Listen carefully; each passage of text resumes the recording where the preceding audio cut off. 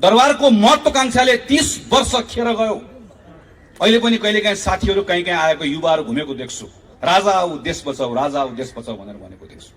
30 वर्ष दरबारले यही ठाउँबाट एकल शासन गर्ने मौका पायो। संविधान भनेको एउटा निर्जीव दस्तावेज मात्र होइन, तर शास्त्र नपढेकोले अस्त्र चलाउन जानेन, ढङ्ग पुर्याएन, घर बनाउन जानेन, घर बनाउन सकेन। घर बनाउन नजानेर घर बनाउन नसक्नेले मैले घर बनाउन सकिन, घर बनाउन जानिन भन्नुपर्नेमा दिएको अस्त्रको दुरुपयोग गरेर त्यही जगमा हान्न थाल्यो। दुपौरे हेर्नुहोस् त, देशभरि प्रधानमन्त्री हिँड्नु भएको छ, क्या बात, क्या भत्काउनु भयो भनेर वरिपरि भएको तपाईँ हेर्नुहुन्छ। तपाईँलाई नेपाली जनताले केही पनि थाहा नभएको, तर मलाई थाहा छैन भन्ने थाहा नभएको एउटा अयोग्य पात्रको रूपमा तपाईँलाई सम्झनेछ। हामी 4 जना शहीदहरूले माघ 10 गतेदेखि 16 गतेसम्म 2007 सालमा शहादत प्राप्त गर्दै गर्दा होस् वा यसबाट प्रेरणा पाएर पछिल्लो समयसम्ममा हजारौं सपुतहरू जसलाई हामीले शहीद भनेर मानेका छौं, कसैले पनि शहादत दिएको नेपालको सीमाना रक्षाको लागि थिएन। हाम्रो सन्दर्भ नेपालको सीमानाका लागि थिएन। हामीसँग सीमाना थियो, तर त्यो सीमानाभित्र शासन गर्नेले तपाईं र मेरो सान मान सम्मान खोजेकोले त्यही सीमानाभित्र हाम्रो सम्मानको लागि हाम्रा सपुतहरूले आफ्नो जीवन शहादत गरे, जसलाई आज हामी शहीद भनेर भन्दछौं। पञ्चायतमा शहादत प्राप्त गर्ने होस् वा माओवादीको युद्धको बेलामा शहादत प्राप्त गर्ने होस्, सबै शहादत तपाईं र मेरो सम्मानको लागि थियो, तपाईं र मेरो शानको लागि थियो, तपाईं र मेरो उज्यालोका निम्ति थियो। थोरैलाई उज्यालो भएर पुग्दैन, उज्यालो सबैलाई चाहिन्छ भन्नका निम्ति थियो। तपाईं र मेरो स्वतन्त्रताको लागि थियो, तपाईं र मेरो समानताका लागि थियो।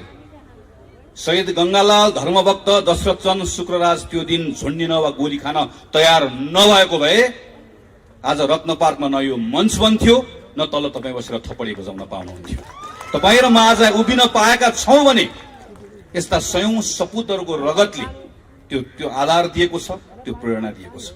2007 सालमा आएको परिवर्तन पश्चात केही वर्षको संक्रमण पछाडि जब 2015 सालमा निर्वाचन भयो, त्यो निर्वाचन पछाडि जतिखेर पहिलो जननिर्वाचित सरकार बन्यो, त्यो सरकारले आफ्नो कार्यकाल पूरा गर्न पाएको भए, दरबारले अनावश्यक महत्वाकांक्षा नराखेको भए आज सायद नेपालमा संवैधानिक राजतन्त्र पनि रहन्थ्यो होला।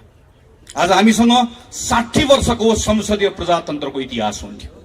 त्यो गरिबिलो इतिहास मात्र हुँदैन थियो, हामीसँग बलियो लोकतान्त्रिक चेतना हुन्थ्यो, संस्कार हुन्थ्यो र संस्थाहरू हुन्थ्यो।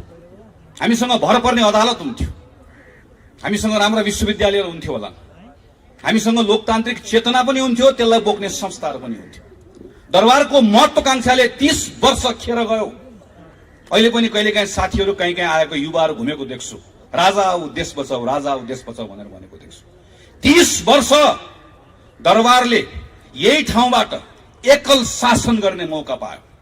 दरबारका विरुद्ध जो बोल्थ्यो उसलाई अराष्ट्रिय करार गरिन्थ्यो। हाम्रा कैयन साथीहरू मारिए।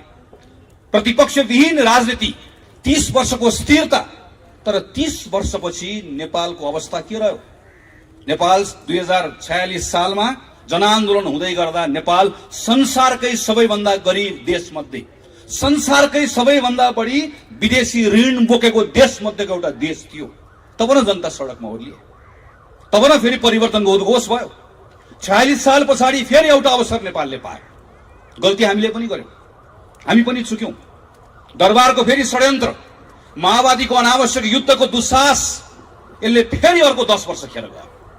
60-62 सालको आन्दोलन, त्यो आन्दोलनबाट आएको परिवर्तन, त्यसको व्यवस्थापन गर्न अर्को 10 वर्ष लाग्यो। र यत्रो लामो आरोह अवरोह पछाडि हामीले एउटा संविधान निर्माण गर्यौं। संविधान भनेको एउटा निर्जीव दस्तावेज मात्र होइन। अघि भीमसेन सरले संविधान देखाउनु भयो। यो संविधानमा हामी 600 मानिसले काम गरेका छौं हो। यो संविधान यो जनआन्दोलनसँग जोडिएको छ हो, तर यो संविधान त्यो जनआन्दोलनसँग मात्र जोडिएको छैन। यो संविधान यो 4 शहीदसँग पनि जोडिएको छ। यो संविधान तपाईँ हामीले नचिनेका अरू सयौं शहीदहरूसँग जोडिएको छ।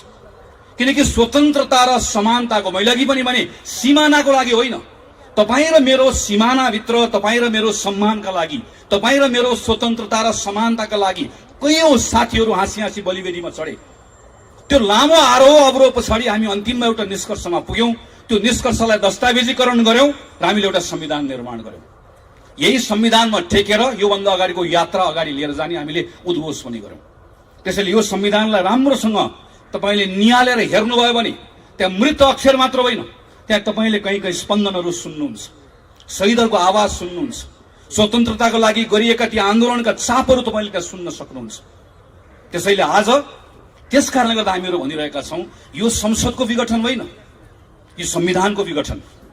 प्रधानमन्त्री केपी शर्मा ओलीले यो संविधानमा टेकेर घर बनाउने मौका पाउनुभयो। संविधान हामी सबैले हालेको जग हो, त्यो जगमा टेकेर घर बनाउनका निम्ति मौका पाउनुभयो। म त हेड मिस्त्री हो, मिस्त्रीहरूको नायक। उहाँलाई 5 वर्षको निम्ति जिम्मा दिइयो, हातमा अस्त्र पनि दिइयो, तर शास्त्र नपढेकोले अस्त्र चलाउन जानेन, ढङ्ग पुर्याएन, घर बनाउन जानेन, घर बनाउन सकेन। घर बनाउन नजानेर घर बनाउन नसक्नेले मैले घर बनाउन सकिन, घर बनाउन जानिन भन्नुपर्नेमा दिएको अस्त्रको दुरुपयोग गरेर त्यही जगमा हान्न थाल्यो, त्यही जग भत्काउन थाल्यो। अनि वरिपरि रहेका आसेपासेहरू धुपौरेहरूले प्रभु तपाईले गल्ती गर्नुभयो, तपाईलाई जिम्मा त घर बनाउन दिएको, तपाईलाई दिएको घनले तपाईले यसलाई इट्टा फोडेर माथि पर्खाल लगाउनु होला भन्न ठानेको, तपाईले जग भत्काउन थाल्यो भन्नुपर्ने ठाउँमा धुपौरे हेर्नुस् त देशभरि प्रधानमन्त्री हिँड्नु भएको छ, क्या बात, क्या भत्काउनु भयो भनेर वरिपरि भएको तपाईले हेर्नुहुन्छ, थरीथरीका देख्नुहुन्छ।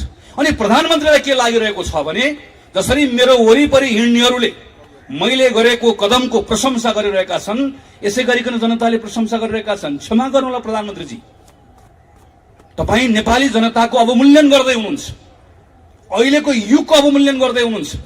केही वर्ष पछाडि जब तपाई इतिहास बन्नुहुन्छ, त्यो बेलामा नेपाली जनताले तपाईलाई कसरी सम्झनेछन्, एक पटक आज राति बालुवाटारमा सुत्दै गर्दा आँखा चिम्म गरेर एक पटक सोच्नुहोस्, तपाईलाई कसरी सम्झनेछ।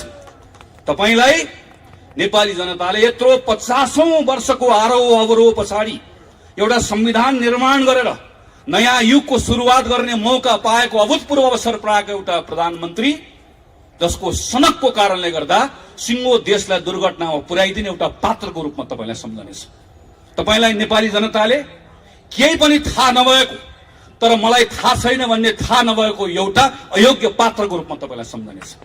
तपाईलाई नेपाली जनताले सिङ्गो संविधानलाई विघटन गर्ने एउटा पात्रको रूपमा सम्झनेछ। तपाईलाई नेपाली जनताले जनताको मतको अपमान गर्ने एउटा पात्रको रूपमा सम्झनेछ। नेपालको इतिहासको पानाहरू लेख्दै गर्दा जनताको अधिकारको लागि लड्ने पात्रहरूको पानामा प्रधानमन्त्री केपी शर्मा ओलीको नाम लेखिने छैन।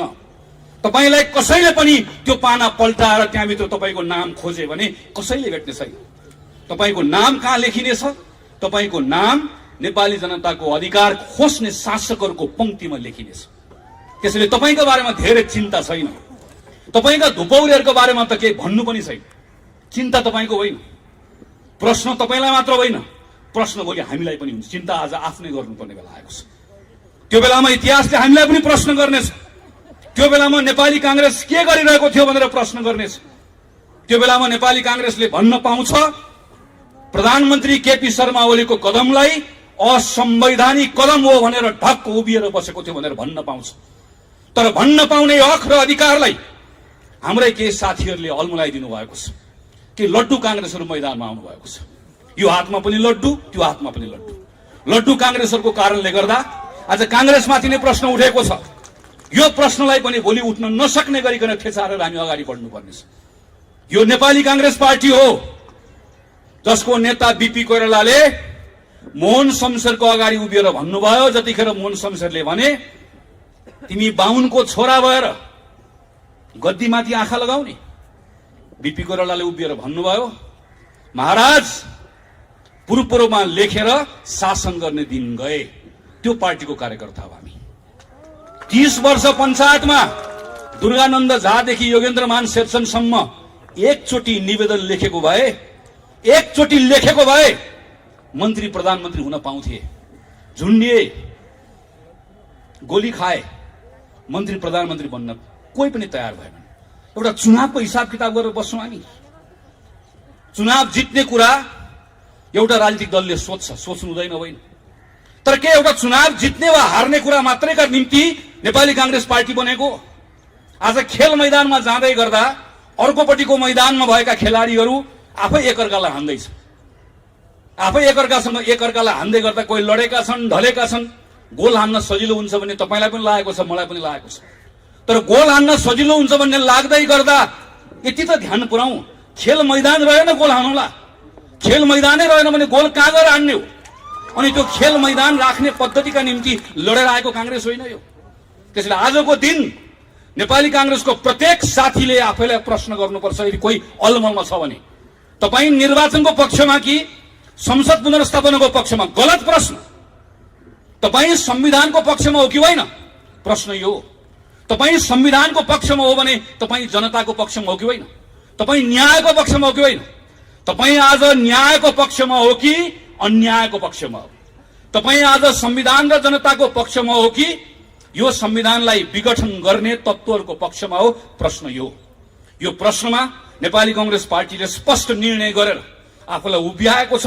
यो निर्णयलाई आजको दिनमा कतिपय ठाउँमा साथीहरू अल्मलिनु भएको छ, कतिपय अभिव्यक्तिहरूले अल्मलिनु भएको छ। म तमाम साथीहरूलाई आग्रह गर्छु, पार्टीको जुनसुकै तहको नेता होस्, पार्टीको निर्णयले बाँधिएको छ र पार्टीको निर्णय यही हो। पुष 5 गते प्रधानमन्त्री केपी शर्मा ओलीले गर्नुभएको काम असंवैधानिक हो।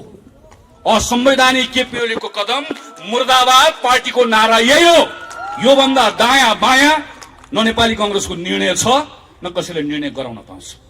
प्रश्न कांग्रेसलाई मात्र होइन, प्रश्न अदालतलाई पनि आउँछ। के साथीहरू के भन्नुहुन्छ भने अदालतको बारेमा बोल्नु हुँदैन। म फेरि भन्छु, बीपी कोइरालाको पार्टीको कार्यकर्ता हो हामीहरू र यही बीपी कोइराला हो जसले सर्वोच्च अदालततर्फ हेरेर भन्नुभयो, यो अदालत हो श्रीमान, न्यायको 4 किल्लाभित्र न्यायको हत्या नहोस्, दायाँ नहेर्नुहोस्, बायाँ नहेर्नुहोस्, वर नहेर्नुहोस्, पर नहेर्नुहोस्, न्याय गर्नुहोस्, विवेक पुर्याउनुहोस्।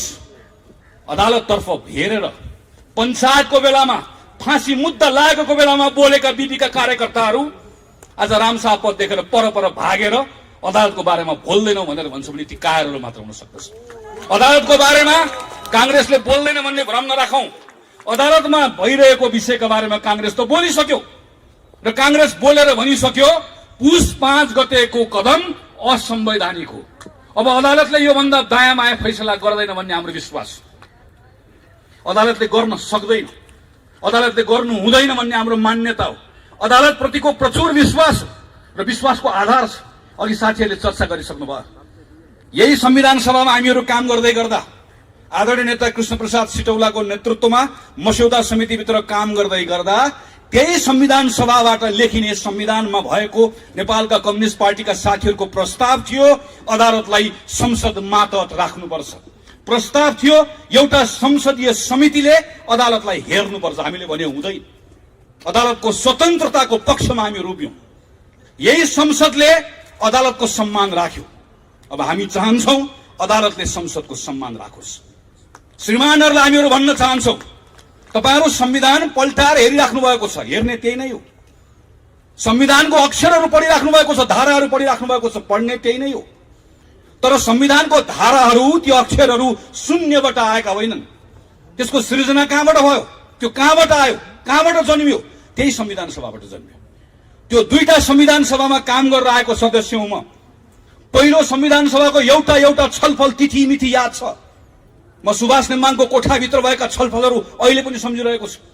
पहिलो संविधान सभाबाट संविधान बनेको भए आज नेपालमा संसदीय व्यवस्था रहने संविधानै बन्दैन थियो। त्यो यात्रा पार गरेर हामीहरू दोस्रो संविधान सभामा आयौं। एकातिर हामीलाई प्रत्यक्ष निर्वाचित कार्यकारी जस्तो भइदियोस् भन्ने चाहना, अर्कोतिर स्थिरता भइदियोस् भन्ने चाहना, तर अर्कोतिर संसदीय व्यवस्था पनि रहिदियोस्, नत्र भए नेपालको विविधताको प्रतिनिधित्व हुन सक्दैन भन्ने यथार्थको बोध। त्यसका बीचमा हामीले एउटा निर्णय गर्यौं, हामी संसदीय व्यवस्था राख्छौं, तर यस्तो संसदीय व्यवस्था राख्छौं जसमा हुने व्यवस्था न भूतो न भविष्य। संसारको कुनै पनि देशको संविधानमा नभएको व्यवस्था तपाई हाम्रो संविधानमा हामीले राखेका छौं। एउटा संविधान कसैले मलाई बताइदियोस् जसमा संसदीय व्यवस्थामा संसदबाट निर्वाचित भएको प्रधानमन्त्रीलाई 2 वर्ष अविश्वासको प्रस्ताव राख्न नपाउने कुनै एउटा संविधान छ? 2 वर्ष अविश्वासको प्रस्तावको बारेमा जब प्रधानमन्त्री निर्धक्क भएर बस्नुभयो त्यो बेलामा नेपालको संविधान सिरानी राख्ने। अनि आज जब यो संविधानले तपाईलाई विघटन गर्न दिएन अनि त्यो बेलामा भारतको संविधानले यसो भन्छ, बेलायतको संविधानले यसो भन्छ, त्यसो भए भारत जानुस्, त्यसो भए बेलायत जानुस्। यो नेपाल हो श्रीमान, यो नेपालको संविधान लाग्छ र नेपालको संविधानमा बहुमत प्राप्त प्रधानमन्त्रीले संसद विघटन गर्न पाउने कुरा लेखिएको छैन। अदालतमा कहिलेकाहीँ चिन्ता व्यक्त गरेको सुनिन्छ, बहुमत प्राप्त प्रधानमन्त्रीले सरकार चलाउन मन नलाग्यो भने के गर्ने? हामीले श्रीमानलाई भनेका छौं, त्यसो भए बहुमत प्राप्त प्रधानमन्त्री खुरुक्क घर जाने, घर बस्न मन नलागे वन जाने। त्यो भन्दा बाहेक यो संविधानले बाटो देखाउँदैन। यो संविधानको धारा 76 मा छलफल भइरहेको छ। धारा 76 लेख्ने संविधानको मस्यौदा समितिको संयोजक यही हुनुहुन्छ, म त्यसको सदस्य। सम्माननीय अदालतका श्रीमानहरूलाई हामी भन्न चाहन्छौं, हामी जनताका प्रतिनिधि हौं। नजानेर नबुझेर धारा 1, 2, 3, 4, 5, 6, 7 लेखेको होइन। बहुमत प्राप्त प्रधानमन्त्रीले संसद भङ्ग गर्न पाउँछ भनेको भए, गर्न पाउँछ भन्ने लेख्नुपर्छ भनेको भए लेख्न नआउने हो, पढ्न नआउने हो। सरासर 2047 सालको संविधानको धारा 53 जस्तो बहुमत प्राप्त प्रधानमन्त्रीले संसद भङ्ग गर्न पाउने छ भनेर लेखिहाल्थ्यो। बहुमत प्राप्त प्रधानमन्त्रीले गर्न पाउँदैन भनेरै त्यस कारणले गर्दा गर्न नपाइने व्यवस्था गरेको। यति कुरा प्रष्टसँग लेख्दै गर्दाखेरि पनि संविधानको व्याख्या गर्दै गर्दा तलमाथि हुन्छ भने प्रश्न उठ्छ श्रीमान, प्रश्न उठ्छ, जवाफ दिनुपर्ने हुन्छ। किनकि अदालतले पनि लेखेको कुरा व्याख्या गर्ने हो, काल्पनिक कुरा अदालतले पनि थप्न पाउँदैन। यो संविधानमा थप गड गर्न पाउने अधिकार अदालतले पनि छैन, लेखेको कुराको व्याख्या गर्ने मात्रै हो। यति मात्र होइन, तपाई प्रत्येक नेपाली नागरिकले यो कुरा मनन गर्नुपर्छ। प्रधानमन्त्री केपी शर्मा ओलीको विघटनको यो प्रस्ताव सदर हुने हो भने यो भन्दा ठूलो लोकतन्त्रमा जनताको निर्वाचनको अर्को अपमान हुन सक्दैन। हाम्रो संविधानमा त लेखिएको छैन। कहिलेकाहीँ के कुरा गरिन्छ भने संसारको विभिन्न संविधानमा भएको व्यवस्थाको कुरा गरिन्छ, संसदीय व्यवस्थाको कुरा गरिन्छ। हाम्रो संविधानमा नलेखेको तर संसदीय परम्पराको कसैले बहस गर्छ भने पनि एकपटक पल्टाएर हेरौं। एउटा संसद विघटन गरेको घटना कसैले मलाई बताइदियोस् जहाँको प्रधानमन्त्रीले के भन्छ भने यो संसदमा सम्पूर्ण रूपमा मेरो बहुमत थियो, संसदमा मलाई केही पनि समस्या भएको थिएन, तर राति सुतेको बिहान उठ्दै गर्दा भङ्ग गर्न मन लाग्यो, मैले भङ्ग गरिदिएँ। प्रधानमन्त्रीको पत्रले योभन्दा अरू केही भन्छ? तपाईले पत्र पढ्नु भएको छ एकपटक? प्रधानमन्त्री के भन्नुहुन्छ भने मलाई 2/3 बहुमत चाहियो, त्यस कारणले गर्दा मैले संसद भङ्ग गरिदिएँ। अब 2/3 बहुमत दिनुस्। त्यसपछि प्रधानमन्त्री के भन्नुहुन्छ भने 2/3 पुगेन, सम्पूर्ण चाहियो भन्नुहुन्छ। त्यो भन्न पाइने हो नि त। एउटा व्यवस्था कसैले देखाइदियोस्, एउटा अभ्यास देखाइदियोस् जहाँ संसदमा समस्या नरहिकन संसद विघटन भएको होस्। भएको छैन, कोही पनि हुँदैन। हाम्रोमा त पाइँदैन, पाइने ठाउँमा पनि हुँदैन। संसदमा समस्या आएपछि बल्ल संसद भङ्ग गर्ने अभ्यास संविधानमा व्यवस्था भएका देशहरूमा छ, हाम्रोमा त त्यो पनि छैन। त्यसैले हामी श्रीमानहरूतर्फ फर्केर भनिरहेका छौं, केही हेर्नु पर्दैन, हाम्रो संविधान मात्र हेर्दै हुन्छ। प्रधानमन्त्रीले अदालतमा चलिरहेको कुरालाई तमासा भनेर भन्नुभयो। तमासा भन्ने कुरालाई अदालतले कसरी लिन्छ, अदालतले जान्ने कुरा हो। केही पूर्व प्रधान न्यायाधीशहरूले अदालतको अ पनि उच्चारण गर्नु भएन। उहाँहरूले जम्मा एउटा कुरा भन्नुभयो, प्रतिनिधि सभाको विघटन नेपाल संविधानका हिसाबले पनि राजनीतिक हिसाबले पनि यसले गतिरोध उत्पन्न गरेको छ भनेर भन्नुभयो। भनेको त्यति मात्रै हो। त्यति भनेको आधारमा आज पूर्व प्रधान न्यायाधीशहरूलाई अदालतको अपहेलनाको मुद्दा लागेको छ।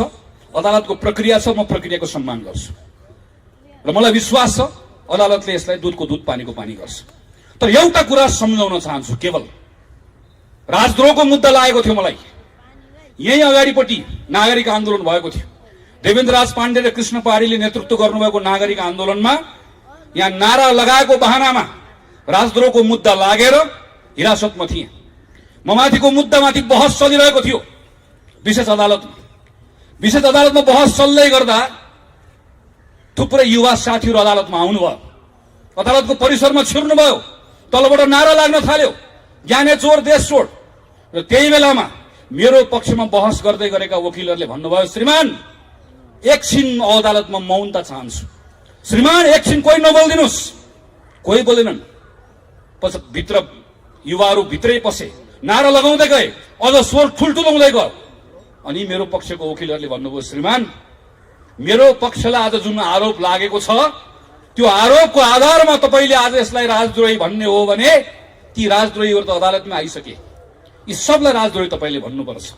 अब कतिलाई राजद्रोही भन्नुहुन्छ भनेर भनेको म सम्झन्छु। आज संविधानमा नलेखिएको संसद विघटन गरेको कुरा गलत हो भनेर कसैले भन्दै गर्दा, नेपालको प्रधानमन्त्रीले विधिको शासनमा विश्वास गर्नुहुन्न, सेटिङको शासनमा विश्वास गर्नुहुन्छ भनेर कसैले भन्दै गर्दा अदालतको अपहेलनाको मुद्दा लाग्छ भने अपहेलनाको मुद्दा हामी सबैलाई लगाइयो श्रीमान। हामी सबैले त्यो मुद्दा खेप्न तयार छौँ। न्यायको पक्षमा बोल्दै गर्दा अदालतको अपमान हुँदैन। हामी अदालतको मान बढाउन चाहन्छौँ, अदालतको शान बढाउन चाहन्छौँ। सर्वोच्च अदालत भन्ने नाम संविधानले दिएको, तर सर्वोच्च अदालत प्रतिको सर्वोच्च विश्वास अदालतले आर्जन गर्नुपर्छ, न्यायबाट आर्जन गर्नुपर्छ, फैसलाबाट आर्जन गर्नुपर्छ, न्याय गरेको देखिनुपर्छ। त्यसका निम्ति हामीहरू बोलिरहेका छौँ। कतिपय साथीहरू भन्नुहुन्छ आज हामी नेपाल कम्युनिस्ट पार्टी दुईटा हुँदै गर्दा कुनै एउटाको पक्षमा नबोलौँ, कुनै अर्कोको पक्षमा नबोलौँ। मलाई यसमा अल्मलिनु पर्ने कारण केही पनि छ भन्ने लाग्दैन। कम्युनिस्ट पार्टीका साथीहरू दुईतिर अहिले फर्केर बस्नु भएको छ। एउटाले एउटाको वस्त्र उतार्नुहुन्छ ल भन्नुहुन्छ, ल आज मैले उतारिदिएँ। अर्कोले भन्नुहुन्छ उसले एउटा उतार्यो मैले दुईटा उतारिदिएँ। उतार्दा उतार्दै केही दिनपछि दुवै थरीहरू सर्वाङ्ग नाङ्गिसके पछाडि तपाईँ हामीले कोहीले पनि उहाँहरूलाई हेर्न सक्दैन। र त्यो बेलामा नेपाली जनता आफैले भन्नेछन् हामीलाई को सक्कली को नक्कली थाहा छैन, तर हामीलाई सक्कली कम्युनिस्ट पनि चाहिएन, नक्कली कम्युनिस्ट पनि चाहिएन। हामीलाई तातेको कम्युनिस्ट पनि चाहिएन, हामीलाई सेलाएको कम्युनिस्ट पनि चाहिएन।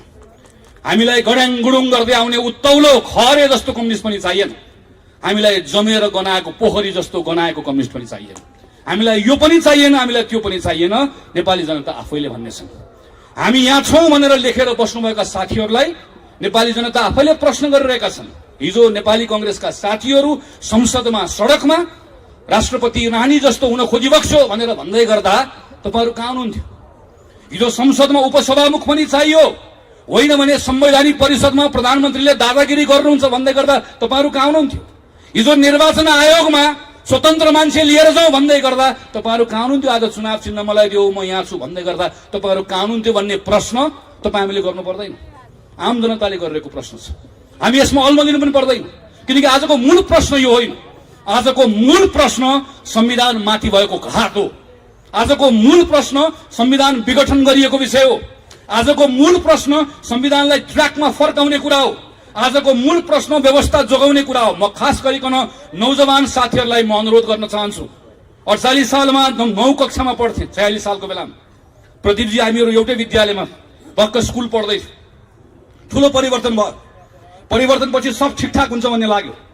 धेरै कुरा भनेको जस्तो भएन। माओवादी आयो, बन्दुक बोकेर आयो, व्यवस्था बदल्छु भनेर आयो, दरबार आयो, व्यवस्था बदल्छु भनेर आयो। त्यो बेलाका युवाहरूको त्यो क्षणिक आवेगमा, क्षणिक नैराश्यतालाई त्यसको दुरुपयोग गरेर अनेकन शक्तिहरू आयो। तर त्यसले हाम्रो पुस्ता खायो, हाम्रो एउटा जेनेरेसन गयो। यो बेलामा तपाईँको रिस पार्टीसँग हुन सक्छ, तपाईँको रिस नेतासँग हुन सक्छ। रिस उठ्यो पार्टी फेरिदिनुहोस्, रिस उठ्यो नेता बदल्नुहोस्, तर पद्धति बदल्ने कुरामा साथ कसैले पनि नदिनुहोस्। यो पद्धति बदल्ने भत्काउने कुरा फेरि एकपटक सुरु भयो भने अर्को 20 वर्ष जान्छ। लेखेर राख्नुहोस्, गनेर राख्नुहोस्। तपाईँलाई मन परेन मूर्ख शासक बदलिदिनुहोस्, तर मूर्ख शासकको हुकुमले चल्ने पद्धतिले नेपालको हित हुँदो रहेनछ भन्ने कुरा इतिहासले बताएको छ, पटक पटक प्रमाणित भएको छ। त्यसैले यो बेलामा कोही प्रतिको माया राख्नु पर्दैन, कोही प्रतिको दुराग्रह पनि राख्नु पर्दैन। तपाईँ काङ्ग्रेस हुनै पर्दैन। काङ्ग्रेस हुने, काङ्ग्रेसलाई मत हाल्ने कुरा आउँछ त्यो दिन गर्नु होला। यो पटक तपाईँ एउटा नेपाली नागरिक भएर सोच्ने हो। तपाईँले यो पटक तपाईँले नेपालको भविष्यका बारेमा सोच्ने हो। यो बेलामा तपाईँ बोल्ने जसरी गङ्गालाल 22 वर्षको उमेरमा 22 वर्षको उमेरमा एउटा युवक भोलि गएर तपाईँ र मैले उज्यालो देख्न पाउला कि नपाउला भनेर बोले मात्र होइन गोली खाए। तपाईँ आज तपाईका लागि, तपाईको भविष्यका लागि, हाम्रो देशका लागि, हाम्रो भविष्यका लागि बोल्न तयार हो कि होइन? बाहिर मैदानमा आउन तयार हो कि होइन? त्यसैले म एउटै कुरा भनेर आग्रह गरेर टुङ्ग्याउन चाहन्छु। विनोद विक्रम केसी, कवि विनोद विक्रम केसीको कवितालाई थोरै मैले आफ्नो हिसाबले बनाएको छु। टाउकोमा लाठी खान तयार रहनुस्, टाउकोमा लाठी खान तयार रहनुस्, ढाडमा बुट खान तयार राख्नुस्। टाउकोमा लाठी खान तयार रहनुस्,